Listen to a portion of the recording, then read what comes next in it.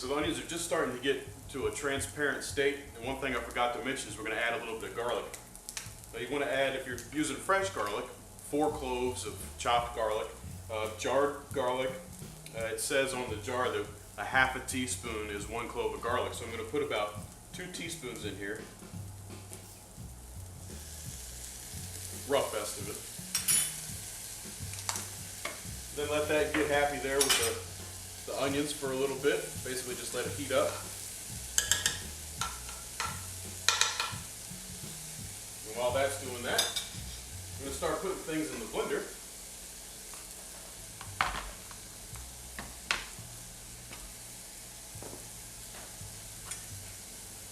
And this is 2 jalapenos.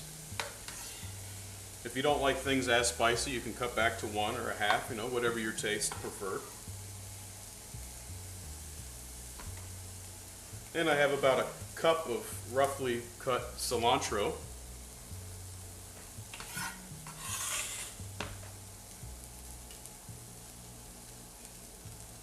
Add that.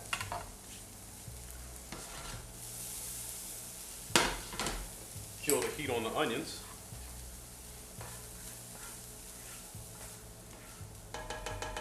In fact, we'll go ahead and we'll add these into the blender.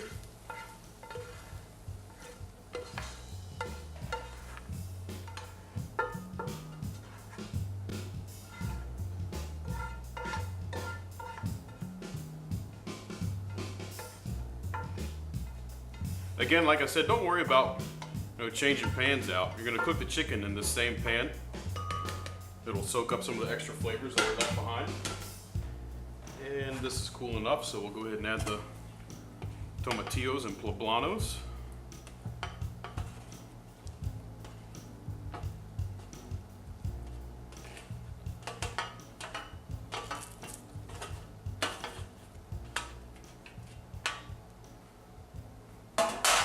And our nuts and spices.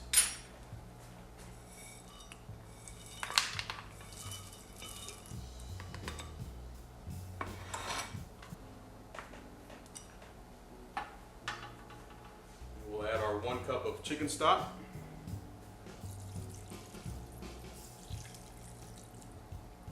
And the last thing that I'm going to add, something that I like to put in there, a little bit of lime zest.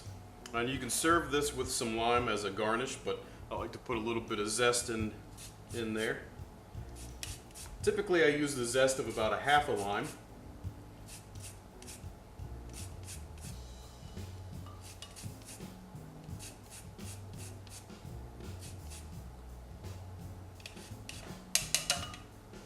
All right.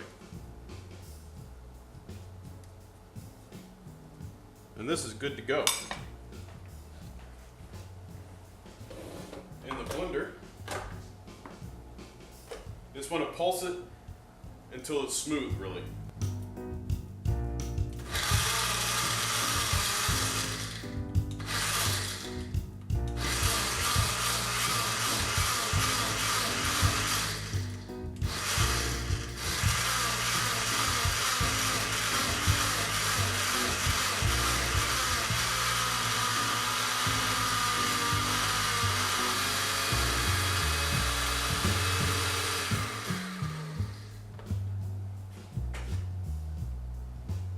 That smells great.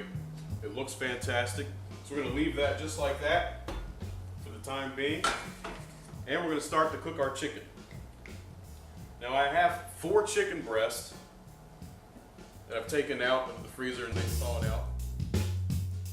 We're putting about a tablespoon of olive oil again.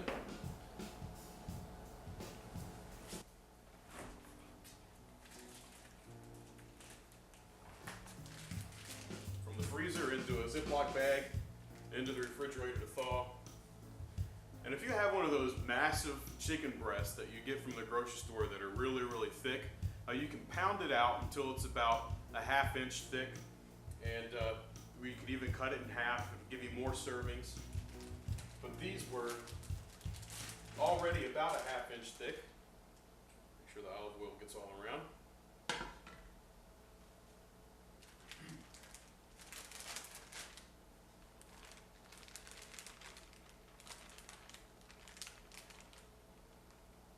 just gonna put them right down in there. And these will cook about 5 minutes per side. And then we'll add our Pepian sauce to it.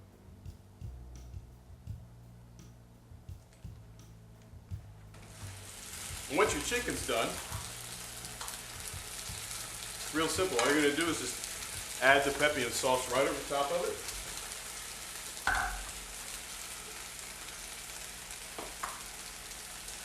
Basically to let it warm back up and to just cover all the chicken.